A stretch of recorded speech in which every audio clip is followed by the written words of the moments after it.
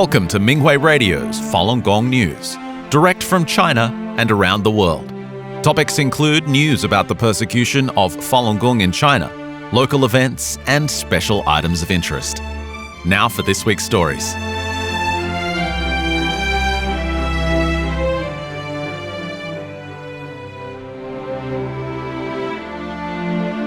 USA. Falun Dafa practitioners held a rally in front of the Chinese embassy in Washington, D.C. on April 11th to commemorate this 27th anniversary of the April 25th appeal and to call for the end of the CCP's persecution. Many lawmakers issued statements to pass legislation to hold the CCP accountable and to condemn the escalating transnational repression. During the rally, practitioner representative Dwayne Harper said the CCP's repression expands outside of China.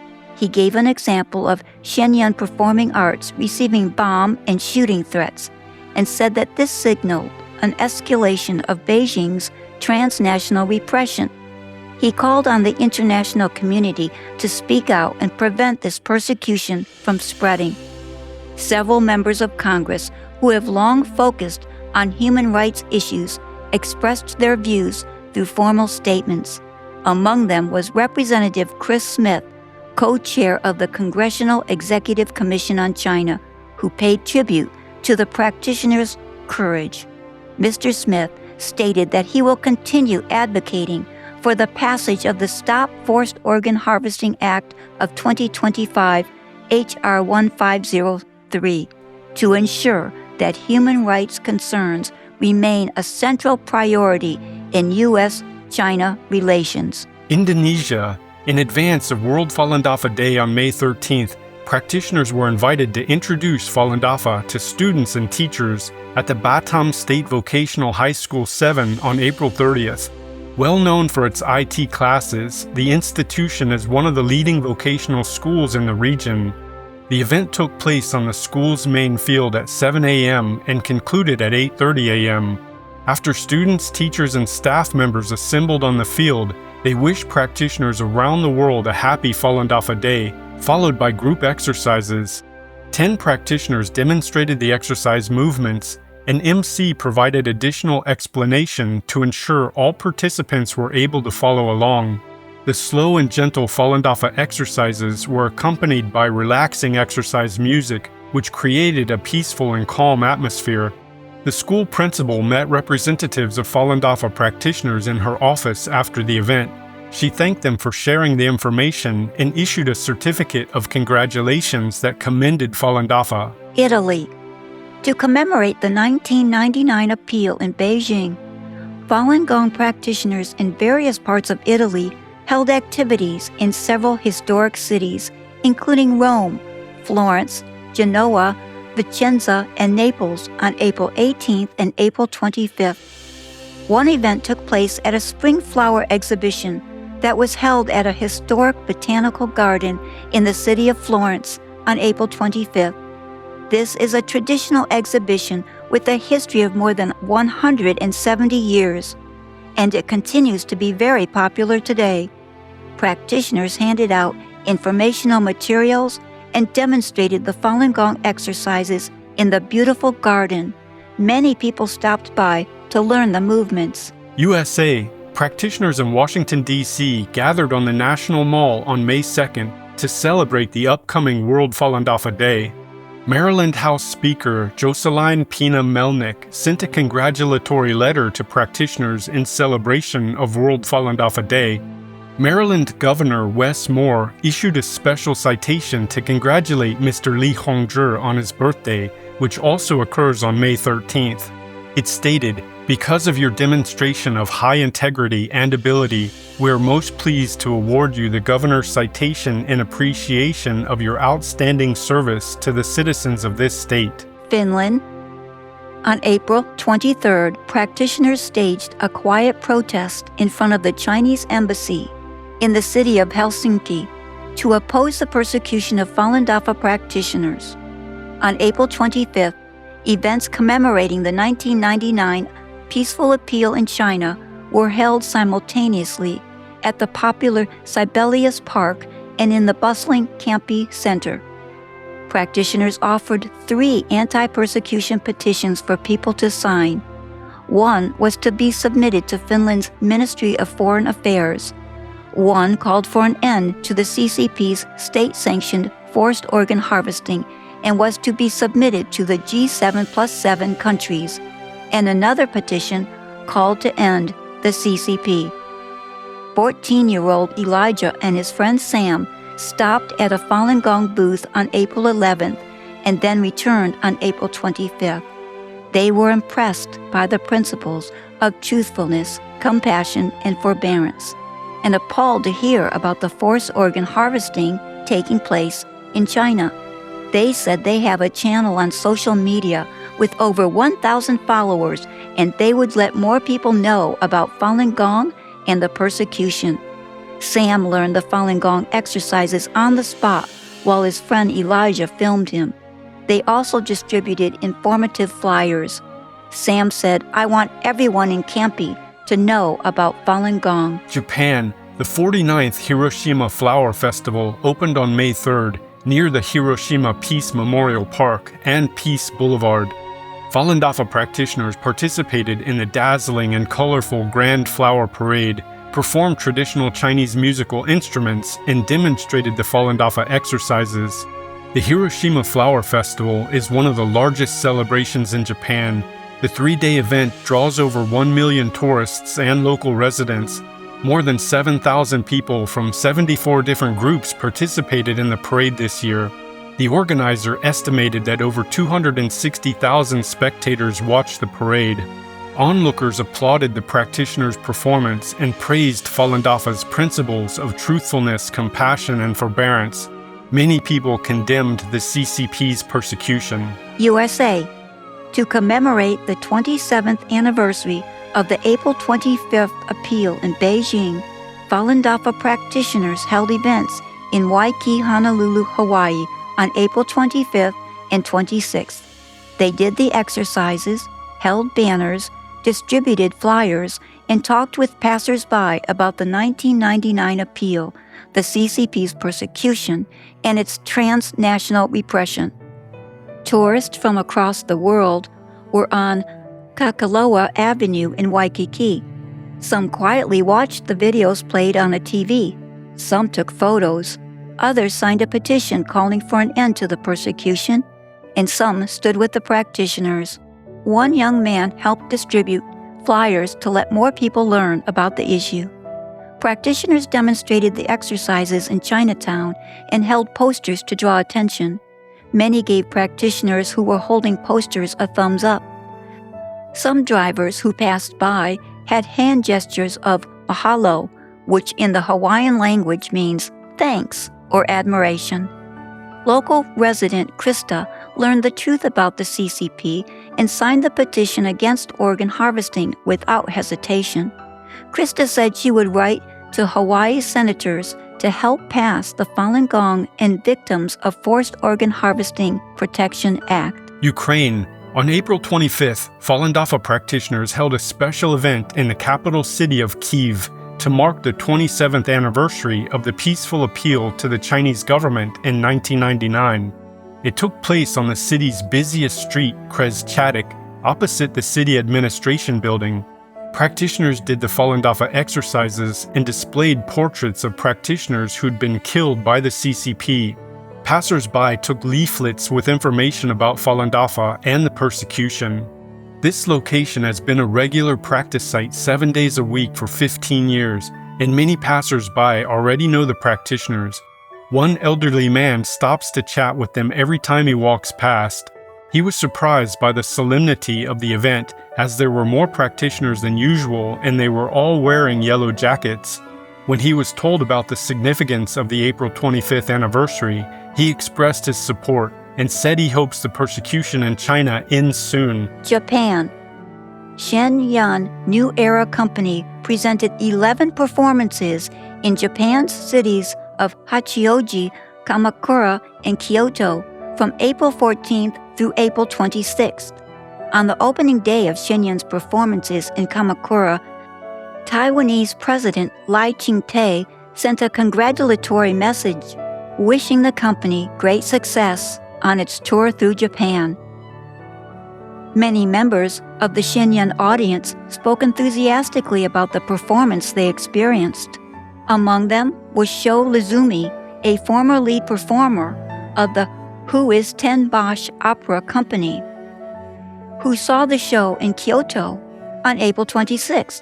She said with tears in her eyes, "Everything was so beautiful, the peak of perfection. My soul was cleansed."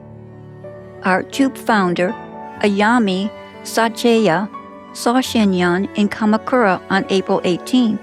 She said, "I am filled with emotion. I find it regrettable that such a precious culture was destroyed during the Cultural Revolution, but Shenyang revived it today, which is truly delightful." Ms. Sacheya continued, "Shenyang artists follow the values of truthfulness, compassion, forbearance, and continuously improve themselves. This is perhaps the path approaching divinity.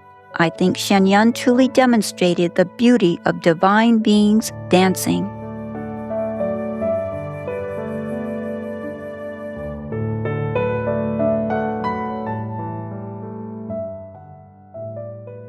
The following are selected cases of persecution of Falun Gong practitioners in China.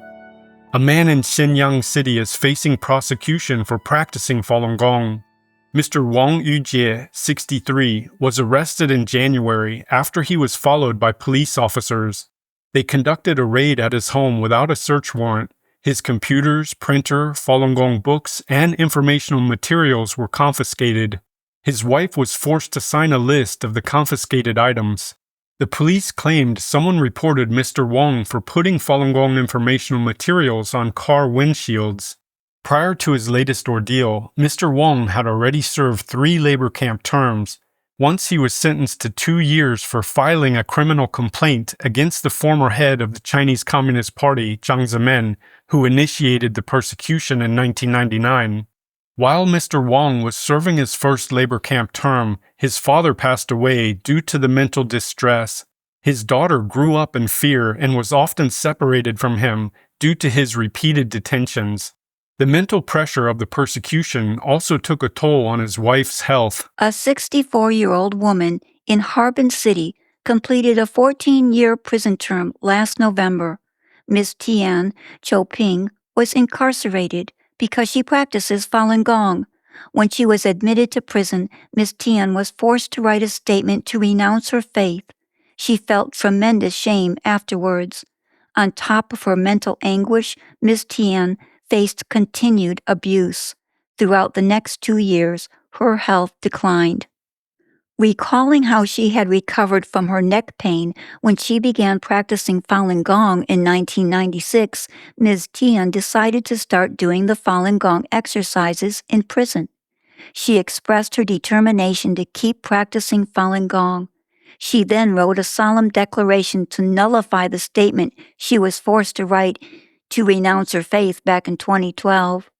Over the next 10-plus years, she held firm to her faith, and the guards allowed Ms. Tian to do Falun Gong exercises, but kept her under strict management during the last decade of incarceration. A man in Jilin province is appealing a 7.5-year illegal prison sentence. He was targeted because he practices Falun Gong. Mr. Leng Jianhui was arrested after the police flagged him for mentioning Falun Gong while chatting with someone on WeChat, a social media platform.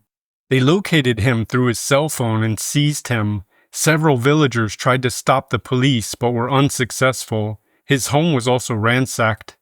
According to insiders, WeChat is conducting content analysis of both private and public messages and imposing comprehensive automated censorship of any message, image, or video that contains what is deemed sensitive or censored information. Because every WeChat account is linked to the user's cell phone number or ID, the police can track the user and retrieve their account information. The authorities also ordered internet service providers to keep records of their customers' online activities for at least 6 months. In addition to this latest prison term, Mr. Lung has also served 2 labor camp terms and was twice taken to a brainwashing center. After serving 5.5 years for practicing her faith in Falun Gong, a woman in Shulin City, Jilin Province, was finally released in January. Due to the abuse she endured in prison, however, she suffers from reduced mental capacity, slow speech, and significantly declined memory. Ms. Wang was arrested in 2020 while she visited a local practitioner. Officers ordered Ms. Wang to renounce Falun Gong. When she refused to comply, they lied to her that her daughter-in-law was divorcing her son because of her faith. The authorities also threatened to fire her son from his job.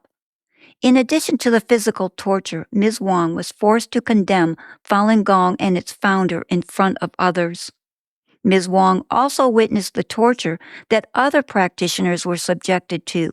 She observed a woman named Miss Shulina being tied to a bed for 14 days. She had to relieve herself in the bed and was not covered with a blanket. When the police removed the handcuffs and shackles, Ms. Shu was unable to stand.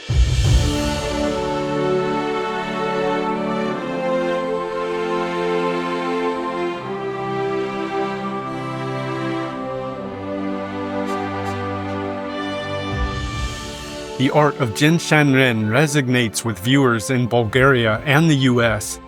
The Art of Jin Shanren International Exhibition is a moving collection of oil paintings created by Falun Gong practitioners.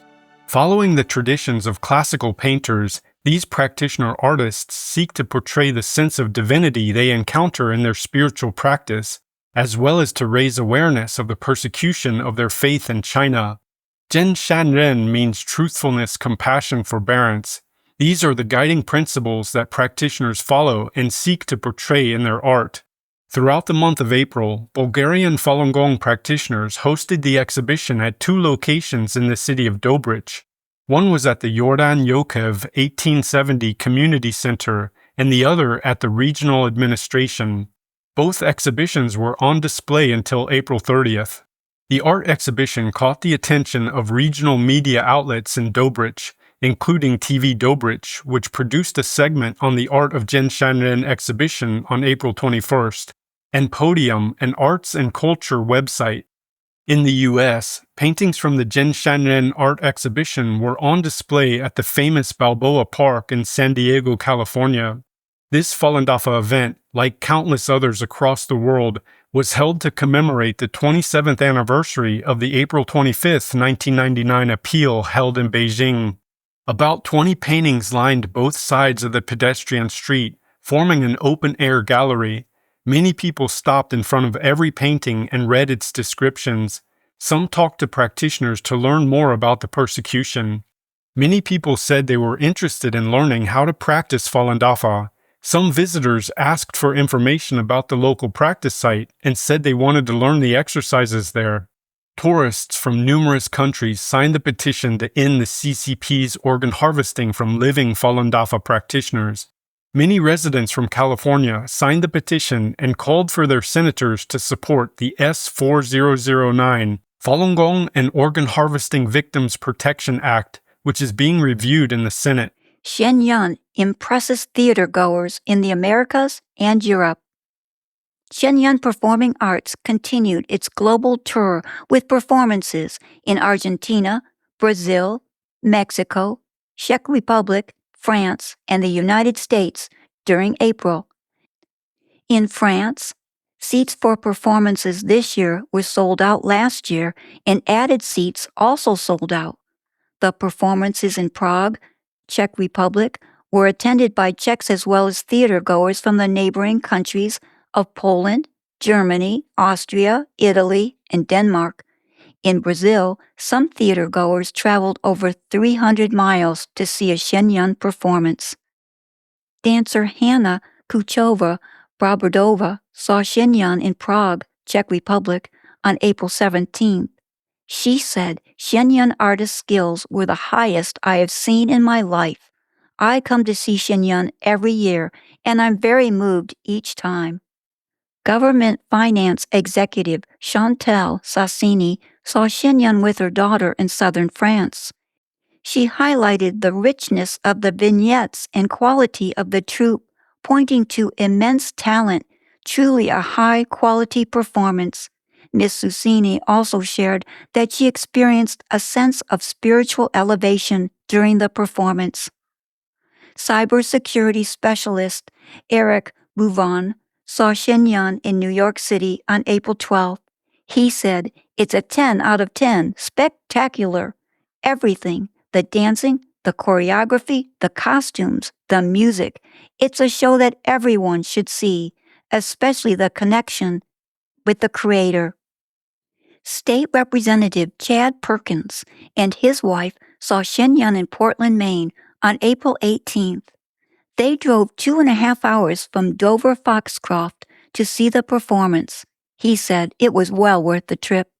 Mr. Perkins expressed gratitude to Shenyang's artistic director for what he referred to as the amazing performance. He also thanked the Shenyang company for their courage to stand against communism and revive traditions. Pennsylvania Senator Doug Mastriano saw Shenyang in Philadelphia on April 16th. After the performance, the senator presented 8 Pennsylvania Freedom Medals to 8 Shenyang artists who were direct victims of the persecution in China or have family members who have been persecuted. The dance that depicts Falun Dafa practitioners being persecuted in China today for their faith prompted the senator to say that Americans take freedom for granted. Senator Mastriano also shared, "The last song was interesting to me because it talked about how deceptive atheism and evolutionary theory is." He added that everything that the CCP is built upon denies faith, denies God, and denies culture. He explained that the CCP is trying to create a new fake one. Dentist Tullio Del Conte Vallecani and his wife saw Shenyang in Curitiba, Brazil on April 26th. He said this is an absolutely magnificent performance. Mr. Vallecania said the soprano's performance stood out most for its spiritual message. He added, "I kept thinking while sitting there that our children should really be here watching something like this. Next time we must bring them." Orchestra conductor Oscar Baca saw Shenyang in Monterrey, Mexico on April 24th. He called the performance quite refreshing and added, "The founder is a genius for having the capacity to visualize everything and to be able to express it, execute it, and bring it out to the whole world." Silvia Bazin, Argentinian national radio announcer, saw Shenyang in Buenos Aires, Argentina on April 18th. "I was really struck by everything that is divine," Ms. Bazin said. "It's God communicating with man and all of creation. It was the divine peace that comes from above, which is the deepest thing every human being deserves to receive." Canadian communities honor Falun Dafa. May 13th is World Falun Dafa Day, and this year marks the 34th year since the introduction of the practice to the public. Elected government officials in Canada issued proclamations and conferred other honors upon Falun Dafa and its founder, Mr. Li Hongzhi, to show their support. Speeches, official proclamations, parades, various performances, and Falun Dafa flag raisings commemorated the happy festivities in many communities. Throughout the first week of May, events took place at Parliament Hill in Ottawa, in Vancouver, British Columbia, on Vancouver Island in the city of Nanaimo, and in Cornwall, Ontario. Honors were also bestowed on Falun Dafa in the community of Amherstburg, Ontario on April 30th. Mayor Michael Prue raised the Falun Dafa flag and declared May 13th, 2026 to be Falun Dafa Day in the town. The mayor reported that after last year's flag-raising ceremony, which had taken place for the 4th consecutive year, he received a threatening letter from the Chinese consulate in Toronto, warning him to stop supporting Falun Dafa. As he stood before City Hall with practitioners at this year's event, the mayor exclaimed, "I will continue to support you." Among the events that took place at Nathan Phillips Square in the Greater Toronto area on May 3rd, practitioners recorded a video greeting to celebrate Master Li's May 13th birthday. Community leaders gave speeches and thanked the practitioners for their contributions. Among them was Sheng Shui, an award-winning writer and global vice chair of the Federation for a Democratic China, who said that Falun Dafa not only benefits practitioners, but also helps China and the world. In the past 27 years, many Chinese people have knowingly or unknowingly become accomplices or victims of the totalitarian Chinese Communist Party. Falun Dafa has become a powerful force around the globe that represents compassion and integrity. She said, Falun Dafa has participated in saving the world. The event was broadcasted live on Ganjing World.